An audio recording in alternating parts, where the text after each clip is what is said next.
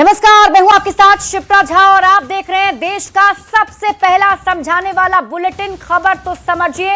इस prime time bulletin में हम आपको दिन भर की सबसे चर्चित और असरदार खबरें दिखाते हैं और उन्हें आसान भाषा में विस्तार से समझाते भी हैं। तो आइए सबसे पहले नजर डालते हैं आज की 4 बड़ी खबरों पर, पहले शॉर्ट में और उसके बाद एक एक करके पूरी कहानी आपको समझाएंगे। आज बुलेटिन में सबसे पहले बात होगी, क्या मंत्री विधायक कमीशन खाते हैं? इसकी पूरी कहानी आपको समझाएंगे। दूसरी खबर जिस पर हमारी नजर रहने वाली है वो होगी राज्यसभा चुनाव का पूरा गुणा गणित आपको समझाएंगे। तीसरी खबर जिसकी हम बात करेंगे, काली कमाई को लेकर कितने लोगों पर चलेगा डंडा, क्योंकि प्रशासन अब पूरी तरह तैयार हो चुकी है। और इसके साथ ही खबर होगी 10 आलू के लिए 11 होमगार्ड जवान सस्पेंड क्यों हो गए, ये भी आपको समझाएंगे। लेकिन शुरुआत सबसे पहले सांसद विधायक फंड और कमीशन को लेकर दिए गए केंद्रीय मंत्री जीतन राम मांझी के बयान से। बिहार में सियासी बवाल मचा हुआ है। कांग्रेस आरजेडी ने मांझी के बयान के बहाने सरकार पर निशाना साधा, तो बीजेपी ने मांझी को ऐसे बयानों से बचने की नसीहत दी। सबसे पहले आपको रिपोर्ट दिखाते हैं, फिर खबर समझाएंगे। अपने बयानों से समय समय पर विवाद खड़ा करने वाले हम के संरक्षक और केंद्रीय मंत्री जीतन राम मांझी ने एक और बयान से बिहार में सियासी बवंडर खड़ा कर दिया है।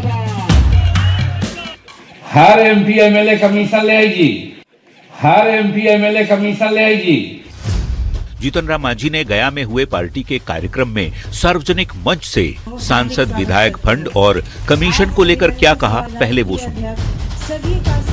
वो 2 साल जब वो तो 40-80 लाख हो जी, तो 80 लाख कोई पार्टी को होती तो मामूली बात है जी। तहसीला तो कम से कम तहसील बाबा न 5-10% पर जाए तो 5% पर दावा। तो सियासत का दस्तूर है कि एक नेता ने कुछ अटपटा बोला नहीं कि विरोधी लपक ही लेते हैं। ऐसे अनेक उदाहरण है। तो मांझी जी ने पोल खोल दी कि ये तमाम भ्रष्ट हैं, चोर हैं। हर एमपी एमएलए कमीशन ले आएगी। मांझी के बयान ने बिहार के राजनीतिक पारे को चढ़ा दिया है और ये सवाल खड़ा कर दिया है कि क्या मंत्री विधायक कमीशन खाते हैं। न्यूज 18 के लिए गया से एलन लीली और पटना से विनीता मिश्रा के साथ ब्यूरो। और अब आप खबर तो समझिए, बयान से विवाद पैदा करते हैं जीतन राम मांझी। विवाद से किस किस के लिए परेशानी पैदा करते हैं मांझी, अब आप ये भी समझिए। तो इसका जवाब है कि अपने लिए और अपनी पार्टी के लिए और साथ ही साथ अपने बयान से अपने गठबंधन के लिए भी परेशानी पैदा कर देते हैं। जीतन राम मांझी के वो बयान भी अब आप जान लीजिए जो विवादों में रहे हैं। इससे पहले भी कई उन्होंने ऐसे बयान दिए हैं। पहला बयान जो उनका था वो नीतीश सरकार से जुड़ा हुआ, नीतीश सरकार में साथ रहते हुए भी शराबबंदी की वकालत करते रहे हैं। बड़े नेता, मंत्री, अधिकारी रात में शराब पीते हैं, ये बयान उन्होंने दिया था। 2020 चुनाव में कोशिश करके जितवाया, ये बयान भी जीतन राम मांझी ने दिया था। और अब ये नया बयान उन्होंने दिया है कि सभी नेता योजनाओं में कमीशन लेते हैं। अब जीतन राम मांझी ने क्या कहा वो अब आप समझ लीजिए। दरअसल जीतन राम मांझी कहते हैं कि हर विधायक और सांसद को 5 करोड़ का फंड मिलता है और इसमें से भी 10% कमीशन के अनुसार 40 से 50 लाख मिलता है। मैंने 40 लाख रुपए अपनी पार्टी को दे दिया और इस बार भी अगर मिलेगा तो हम पार्टी को ही देंगे। कुल 80 लाख रुपए पार्टी फंड में जमा हो जाएगा और इसका उपयोग तो नेता ही करेंगे, नहीं करते हैं तो इनकी गलती है। जीतन राम मांझी ने और क्या कहा वो भी आप समझिए। मांझी ने कहा कि हर एमपी एमएलए कमीशन लेता है, कोई 10% नहीं देता है। तो चलिए 5% कहने का मतलब है कि मेरे पास ताकत है और हम कर सकते हैं, सिर्फ मन बनाना चाहिए। अब आप सवालों के जरिए खबर को समझिए। जीतन राम मांझी इस तरह के बयान क्यों देते हैं? सवाल यह भी है, क्या जानबूझकर विवाद करने के लिए ऐसे बयान देते हैं जीतन राम मांझी? सवाल यह भी बनता है कि विवादित बयान देकर चर्चा में बने रहना चाहते हैं जीतन राम मांझी, क्योंकि उनके इस नए बयान से भी बिहार की सियासत गर्मा गई है। बढ़ते आगे और बात अगली खबर की। राज्यसभा चुनाव से पहले जेडीयू प्रवक्ता नीरज कुमार ने यह दावा किया है कि आरजेडी के कई विधायक हैं जो उनके संपर्क में हैं। अब नीरज कुमार का दावा है कि राज्यसभा की जो 5 सीटें हैं वो भी एनडीए के खाते में ही जाएंगी। महागठबंधन के पास प्रस्तावक की संख्या भी नहीं बचेगी। अब नीरज कुमार के इसी बयान पर कांग्रेस और आरजेडी ने पलटवार किया है। सबसे पहले रिपोर्ट, फिर खबर तो समझिए। महागठबंधन के विधायक आप लोग के संपर्क में हैं? अरे भाई एकदम वेटिंग लिस्ट में बैठा हुआ है सब तक। जेडीयू प्रवक्ता नीरज कुमार ने एक बड़ा दावा कर बिहार की सियासत में हलचल मचा दी है। नीरज कुमार ने दावा किया है कि आरजेडी के कई विधायक उनके संपर्क में हैं और राज्यसभा की 5 सीट एनडीए के खाते में जाएंगी। महागठबंधन के पास प्रस्तावक की संख्या भी नहीं बचेगी। प्रस्तावक तो चाहिए, अब प्रस्तावक सहमत होगा उनसे तब ना। उनकी पार्टी का विधायक बहुत बेचैनी में है। नीरज कुमार के दावे पर कांग्रेस और आरजेडी के नेताओं ने जोरदार पलटवार किया। नीरज जी पहले ये बताएं कि राज्यसभा चुनाव तक उनकी पार्टी बचेगी। अरे महाराज, चुनाव के पहले आपकी पार्टी खत्म होने जा रही है। नीरज कुमार के दावे में कितना दम है ये तो चुनाव के वक्त ही पता चलेगा। फिलहाल राज्यसभा की 1 सीट के लिए कम से कम 41 विधायकों की दरकार होगी और महागठबंधन के पास फिलहाल 35 विधायक ही हैं। न्यूज 18 के लिए पटना से आनंद अमृतराज और रवि एस नारायण के साथ ब्यूरो रिपोर्ट। और अब आप खबर तो समझिए। देखिए, बिहार में राज्यसभा की 5 सीटें हैं जो खाली हो रही हैं और इन्हीं 5 सीटों पर चुनाव होंगे। अब किस किस नेता की सीटें खाली हो रही है जल्दी से आपको ये भी बता देते हैं। तो आरजेडी के प्रेमचंद गुप्ता और एडी सिंह का कार्यकाल पूरा हो रहा है। जेडीयू से राज्यसभा के उपसभापति हरिवंश नारायण और केंद्रीय मंत्री रामनाथ ठाकुर का कार्यकाल भी पूरा हो रहा है। इसके साथ ही आरएलएम के उपेंद्र कुशवाहा का कार्यकाल भी खत्म हो रहा है और ये 5 सीटें खाली हो जाएगी। यानी अभी महागठबंधन के पास 2 सीटें हैं और एनडीए के खाते में 3 सीटें हैं जो खाली होने वाली है। राज्यसभा चुनाव का फॉर्मूला क्या है अब आपको ये भी बता देते हैं। देखिए, जितनी सीटों पर चुनाव होना है उनमें एक जोड़कर विधानसभा की जो कुल सीटें हैं उस राज्य की, उससे भाग दे दिया जाता है। ऐसे में बिहार विधानसभा की अगर हम बात करें तो कुल सीटें हैं यहां पर 243। 5 सीटों पर चुनाव होने जा रहा है। अब राज्यसभा चुनाव के फॉर्मूले के मुताबिक अगर हम कैलकुलेट करने की कोशिश करें तो 5 सीटें खाली हो रही हैं, तो 5 में हम इसमें एक जोड़ देंगे, जिसके बाद ये संख्या कितनी 6 हो जाएगी। और इसी 6 की संख्या से बिहार विधानसभा की जो कुल सीटों की संख्या है यानी 243, उसमें भाग दे देंगे, डिवाइड कर देंगे, तो ये संख्या हो जाती है 40.5। मतलब ये कि राज्यसभा की 1 सीट के लिए 41 विधायकों का समर्थन चाहिए। मतलब 5 सीटें हैं, उनमें से 1 सीट पर जीत के लिए 41 विधायकों का समर्थन होना चाहिए उस पार्टी को। एनडीए की बात करें तो बिहार विधानसभा में जेडीयू के पास 85 विधायक हैं। ऐसे में जेडीयू की 2 सीटें पक्की हैं जो अभी उसके पास ही है। बीजेपी की भी 2 सीटें पक्की हैं क्योंकि बिहार विधानसभा में बीजेपी के पास 89 विधायक हैं।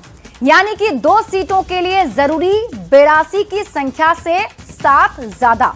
अब बची 5वीं सीट जिसको लेकर चुनावी जद्दोजहद चलेगी। अब अगर महागठबंधन इस सीट पर दावेदारी करे तो आरजेडी को 1 सीट के लिए कड़ी मशक्कत करनी पड़ेगी क्योंकि महागठबंधन के जो कुल विधायक हैं उनकी संख्या 35 ही है। मतलब 35 सीटें हैं। आरजेडी की 25 है, कांग्रेस की 6, सीपीआई-एमएल की 2, सीपीएम की 1 और आईपी की 1 सीट। यानी कि राज्यसभा की 1 सीट जीतने के लिए जरूरी 41 की संख्या से 6 कम। अब अगर आरजेडी को 5वीं सीट चाहिए तो उसे असदुद्दीन ओवैसी की पार्टी एआईएमआईएम के जो 5 विधायक हैं उनके समर्थन के साथ साथ बीएसपी के भी 1 विधायक का समर्थन जुटाना पड़ेगा। यानी कि आरजेडी को अगर सीट चाहिए तो महागठबंधन के साथ एआईएमआईएम और बीएसपी का समर्थन भी जोड़ना पड़ेगा।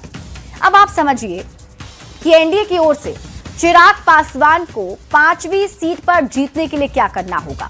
तो जवाब है एनडीए के सहयोगियों के साथ विपक्ष के भी 3 विधायकों का समर्थन मिल जाए तो बात बन सकती है। फिलहाल बीजेपी की ओर से पार्टी के राष्ट्रीय कार्यकारी अध्यक्ष नितिन नवीन के नाम की चर्चा है और भोजपुरी फिल्म एक्टर और बीजेपी नेता पवन सिंह का नाम भी चर्चा में चल रहा है। लेकिन आप खबर तो समझिए, उपेंद्र कुशवाहा की जो राह है वो मुश्किल क्यों लग रही है। उपेंद्र कुशवाहा ने अपने बेटे को बिहार में मंत्री बनवा दिया है। उपेंद्र कुशवाहा के बेटे अभी किसी भी सदन के सदस्य नहीं हैं। 6 महीने में किसी सदन के सदस्य बने तभी वो मंत्री रह पाएंगे। अब बेटे को एमएलसी बनाने पर उपेंद्र कुशवाहा की राज्यसभा की सीट पर पेंच फंसेगा। तो अब ये पूरे राज्यसभा सीटों को लेकर गुणागणित जो है वो बिहार में जारी है। बढ़ते आगे और बात अगली खबर की। बिहार में नई सरकार बनने के बाद से नीतीश कुमार पहली बार दिल्ली आए और प्रधानमंत्री नरेंद्र मोदी, गृह मंत्री अमित शाह से मुलाकात की। नीतीश कुमार के साथ डिप्टी सीएम सम्राट चौधरी और केंद्रीय मंत्री ललन सिंह भी मौजूद रहे।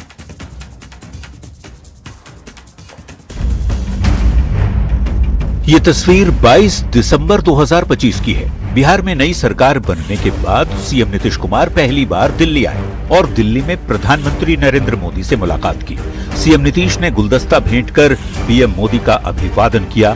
दोनों नेताओं के बीच करीब आधे घंटे तक चर्चा हुई। इस बैठक में नीतीश के साथ डिप्टी सीएम सम्राट चौधरी और केंद्रीय मंत्री ललन सिंह भी मौजूद रहे। पीएम से मिलने के बाद मुख्यमंत्री नीतीश कुमार ने केंद्रीय गृह मंत्री अमित शाह से भी मुलाकात की। बताया जा रहा है कि दोनों मुलाकात में बिहार के विकास पर विस्तृत चर्चा हुई। शिष्टाचार मुलाकात के बहाने कई मुद्दों पर बातचीत हुई है, जिसे बेहद अहम माना जा रहा है। पीएम मोदी और गृह मंत्री अमित शाह से मुलाकात वाले नीतीश कुमार के इस दिल्ली दौरे को काफी अहम माना जा रहा है। हाल के दिनों में बीजेपी के अंदर बड़े बदलाव हुए हैं। बिहार से आने वाले नितिन नवीन बीजेपी के कार्यकारी राष्ट्रीय अध्यक्ष बने हैं, तो संजय सरावगी को बिहार बीजेपी का अध्यक्ष बनाया गया है। न्यूज 18 के लिए दिल्ली से अमितेश सिंह के साथ ब्यूरो रिपोर्ट। और अब आप खबर तो समझिए, मुख्यमंत्री नीतीश कुमार की मुलाकात कितनी खास है इसे अब आप समझिए। देखिए, बीजेपी और जेडीयू दोनों एक साथ हैं और बिहार चुनाव में एनडीए की सरकार बनी। बिहार में एनडीए की जीत में पीएम मोदी की भूमिका काफी अहम रही और चुनाव होने के बाद पहली बार सीएम नीतीश कुमार दिल्ली गए थे। प्रधानमंत्री नरेंद्र मोदी से नीतीश कुमार ने दिल्ली में मुलाकात की और उसके बाद फिर गृह मंत्री अमित शाह से भी नीतीश कुमार मिले। बैठक हुई और बैठक में विकास के मुद्दों पर बात हुई। बिहार के विकास के लिए केंद्र सरकार का सहयोग बेहद जरूरी है और यही वजह है कि इस मुलाकात को काफी खास माना जा रहा है। इस बैठक में बिहार के मुद्दों पर चर्चा की बात कही जा रही है। बढ़ते हैं आगे और बात अगली खबर की। बिहार में अपराध को जड़ से उखाड़ फेंकने के लिए अब प्लान तैयार हो चुका है। अब सरकार अपराधियों की संपत्ति जब्त करने की तैयारी में है। बिहार के डीजीपी ने साफ साफ कह दिया है कि अब काली कमाई पर डंडा ही चलेगा और नए कानून के तहत अपराध से अर्जित संपत्ति भी जब्त होगी। ये रिपोर्ट, फिर खबर तो समझिए। बिहार में अब अपराधियों की खैर नहीं है।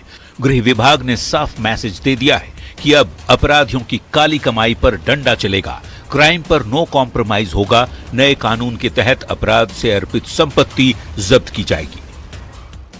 अपराध से अर्जित संपत्ति को जब्त करने के संबंध में एक एसओपी निर्गत किया गया है सरकार की अनुमति से और उसके आलोक में अभी तक 1419 अपराधियों को चिन्हित किया गया है और 405 लोगों के विरुद्ध प्रस्ताव माननीय न्यायालय में भेजे गए हैं। अपराधियों को सजा दिलाने के लिए अब स्पीडी ट्रायल का सहारा लिया जा रहा है। 100 फास्ट ट्रैक कोर्ट की दिशा में पुलिस तेजी से आगे बढ़ रही है।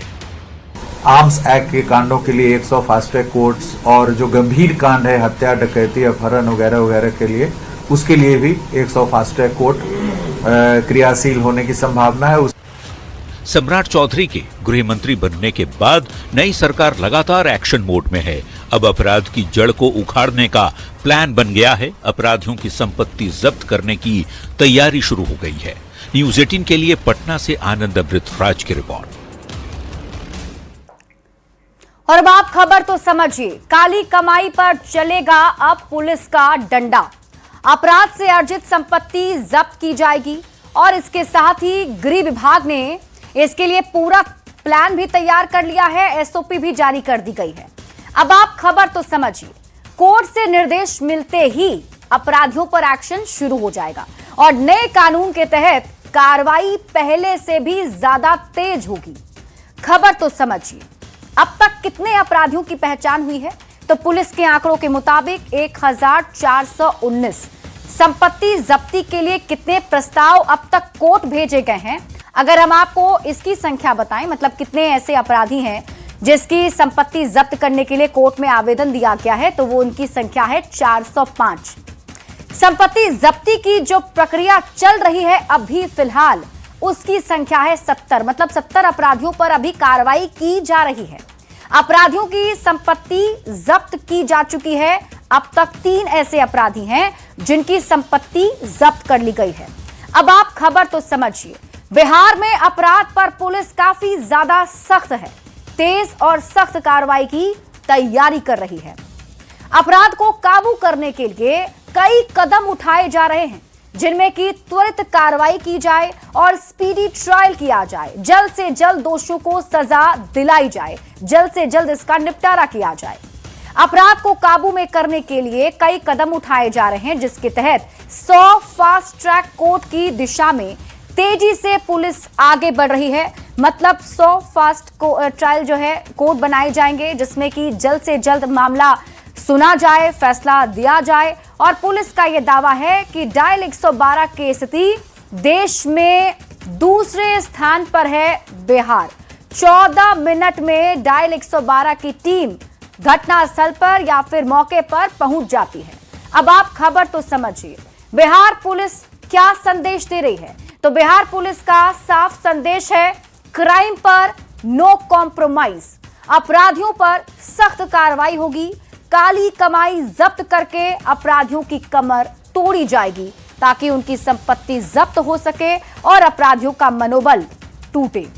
बढ़ते आगे बात अगली खबर की। नवादा में होमगार्ड जवानों ने ट्रक ड्राइवर से रिश्वत में पैसे नहीं बल्कि आलू मांगे हैं और रिश्वत में आलू तो नहीं मिले, लेकिन 11 होमगार्ड जवान नप गए। एसपी ने 11 जवानों को सस्पेंड कर दिया है। सबसे पहले आप रिपोर्ट देखिए, फिर खबर तो समझिए। 10 बालू निकाल देंगे, क्यों देखा चालू ना है? वजन कम तो कौन जानता है? हर काम से बनना था। अरे 5-4 बालू दे दें, चौक वाले। ये बिहार के होमगार्ड जवान हैं। ट्रक वाले से 10 आलू के लिए गिड़गिड़ा रहे, चोखा बनाने के लिए घूस के तौर पर आलू मांग रहे हैं। जब ट्रक ड्राइवर ने आलू देने से मना कर दिया तो 5 आलू की डिमांड पर उतर आए, लेकिन रिश्वत के तौर पर आलू मांगना इन 11 जवानों को भारी पड़ गया है। एसपी ने नवादा के इन 11 होमगार्ड जवान को सस्पेंड कर दिया है। आलू आलू आलू हमारा सामान 10 बालू निकाल देंगे, क्यों देखा चालू वजन कम तो कौन जानता है? हर काम से बनना था। अरे 5-4 बालू दे दें, चौक वाले। हमारा सामान है। अरे देखिए 5 अलवा में 4 गो निकाल भी नहीं, 5 गो बस कम पे नहीं है। तो निकाल ला, हमरा ना जाओ। हम निकाल लिए। अरे तो मोरा में जाली मारो। निकाल ना निकाल तो तू जाके देख लो। हो गया स्केल। अब ये दूसरी तस्वीर देखिए। होमगार्ड जवानों को जब ट्रक ड्राइवर ने आलू देने से मना किया और वीडियो बनाने लगे तो जवानों ने उसके कैमरे पर ही हमला बोल दिया। तनख्वाह मिलता है तो खर्चा काची कर लीजिएगा। ज्यादा होशियारी ना बनिए। कथी का खर्चा तू मांग रहा है? कथी का खर्चा तू मांग रहा है? फिर हाथापाई करेगा? तू हाथापाई करेगा रे? अरे नौकरी कर रहा है ना। अरे न्यूज़ 18 के लिए नवादा से अनिल विशाल की रिपोर्ट। और अब आप खबर तो समझिए, होमगार्ड के जवान 5 से 10 आलू वसूल रहे थे। नीचे स्तर पर भ्रष्टाचार किस तरीके से फैला हुआ है ये तस्वीर बता रही है। होमगार्ड के जो जवान हैं वो ट्रक ड्राइवर से 5 से 10 आलू मांग रहे थे। घूसखोरी को लोग अब अपना अधिकार समझने लगे हैं। जरूरत है कड़े कार्रवाई की, तभी ऐसे घुसखोर सुधरेंगे। हालांकि इन पर कार्रवाई भी पुलिस की तरफ से की गई है, लेकिन ये तस्वीर पुलिस पर कई सवाल खड़े भी करते हैं।